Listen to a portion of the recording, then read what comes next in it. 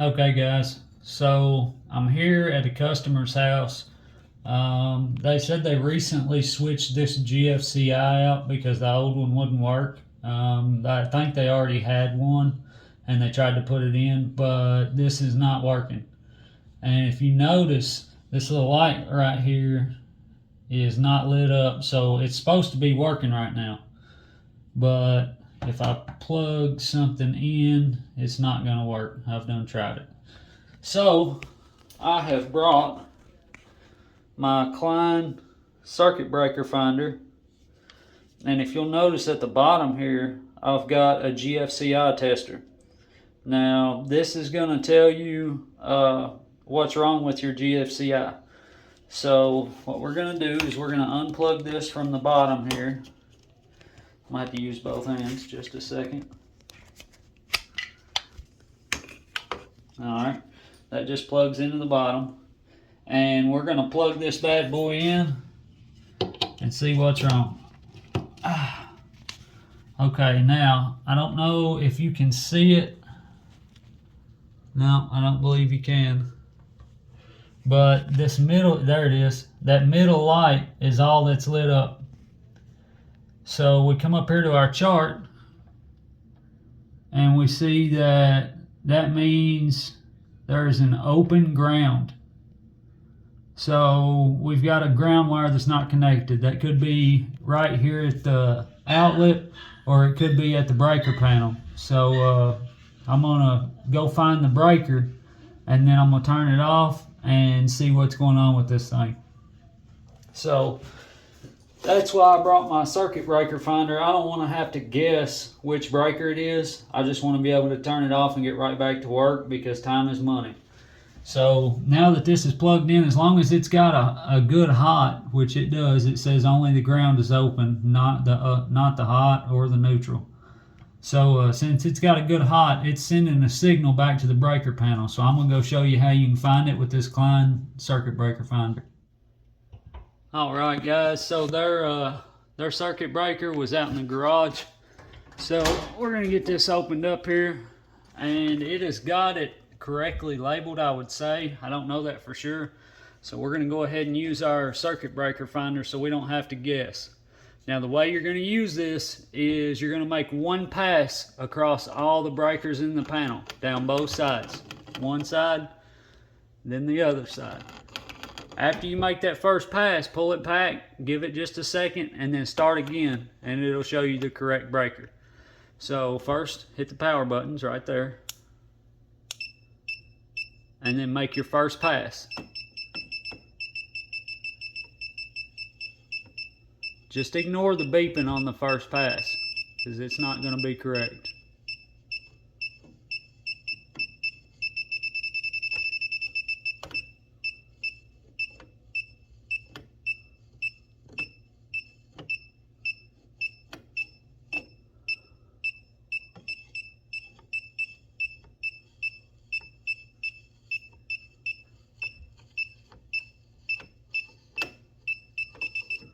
Alright, now we're going to pull it back, give it just a second, and then we're going to do it again. We're going to watch for that red light on the back to flash, and continue to flash. It should be strong. See how it's flickering on and off? That's not strong enough. Now, right there is our breaker. Now, how you know that's the breaker is you turn that sucker off and pass through this panel again, and you know that was the right breaker. See, we're not getting any beeping now, or any red light rather. So now we're going to go back and take our GFCI out and see what's going on with it. Make sure that this is off. Yep. Now we're going to go back and take it out and see what's wrong with it. Okay guys, so we're back here at our GFCI and our GFCI tester slash transmitter, and there's no lights on at all. So that means that we have successfully turned the power off. So now we're going to remove this GFCI and see what's wrong with it. It said it had an open ground. Remember that, it had an open ground. So the first thing we're going to look at is the ground. Okay, so we got the cover off. We got the screws out of the GFCI. Now we're going to remove it. Aha! Back there is the ground wire. So I'm guessing whoever they had change this, it wasn't an electrician, I know that. I think it was one of the family friends. Had forgot to pull the ground wire out and put it back on the GFCI. Or it was never put on there very tight and it just popped out. Because if you look, it looks like this thing's had a screwdriver on it before. So they may not have got it tight, and when they shoved it back in there, it popped off. So all we're going to do is we're going to pull this out and stick it down in here just like so. And we're going to try to make it stay. It's kind of difficult to do with one hand. Alright. So that's staying there.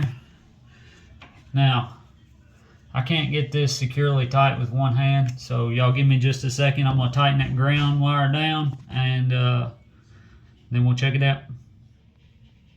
Alright guys, so I've got it all put back together here. I'm going to go out to the garage and turn the circuit back on, see what happens. So here we are at the breaker panel. This is the breaker that we turned off. So we're going to turn it on. It didn't trip, so that's a good sign. Now we'll go back to the bathroom. Okay guys, so we're back here after turning the circuit on. We're going to see if it's going to work. But before I plug this back in and see which lights come on, I want to give y'all the chance to go down there and hit the like button and go ahead and subscribe to our channel if you enjoy this type of content. We're going to bring you all the information that we can, as well as some deals on tools and hardware and just anything you might possibly need. We want to help you save a little money, and we want to keep you safe, and we want you to be able to fix things by yourself. So that being said, we're going to go ahead and plug this in, and as you can see there, both lights are on, so that's a good sign. Now we can push the test button, and it tested it. Now we'll see if it'll reset, and it did reset. So let's plug something in here. Not sure what this is. This is a blow dryer. Let's see. It's working. So yeah, that solved our problem this time. Now there's multiple reasons why these GFCIs won't work. However, if you don't have a GFCI tester, you're kind of starting blind. You really need one of these. I prefer to have the digital circuit breaker finder with the GFCI, because this transmits the signal that lets you find the breaker also, and you can test the GFCI with it. So if your panel is labeled wrong, or it's been updated recently, or any time in the last 10 years really, you're going to have to flip a bunch of breakers before you find it, and that means you get to walk to your panel. Then you get to come back, and you get to walk to your panel again, and come back and walk and come back, and you're spending a lot of time working on this when you could simply plug this in, take the receiver out to the breaker panel, and find exactly what it is and move on. Now these GFCIs, if they get moisture in them, they will not allow you to reset them.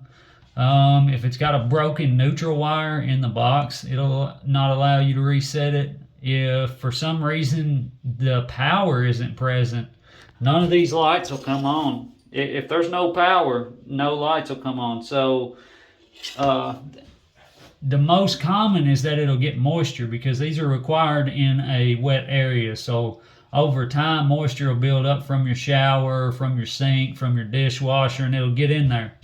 But these also are only good for about 7 to 10 years. I know the boxes say they're good for longer than that, but I promise you they're only good for 7 to 10 years. So we've created a video on how to install a GFCI outlet, so you can go check that out. I'm going to put a link in the description for this Klein circuit breaker finder with the GFCI tester and transmitter. And I highly recommend this, especially for this exact problem. I think it's like 40-50 bucks, but man, it's going to save you so many issues. You can plug this in any outlet and find the breaker for it. So, and if you buy the whole kit, you can also screw it into a light socket or just clip it on 2 wires and it'll still work. So anyway, that pretty well covers all the reasons that one of these won't work. But if you open this thing up and all your wires are intact and your breaker is on and your lights are coming on your tester, but it's just not going to reset, then you've got a bad GFCI. So, you know, you're going to need to replace it. So go check out our video on how to install a GFCI, and please like and subscribe to our channel. It helps us so much. You guys will never know. Thanks for everybody that has already subscribed to our channel, and we appreciate the love and all the questions and comments. And y'all have a great day. Thanks for watching, and we'll see you next time.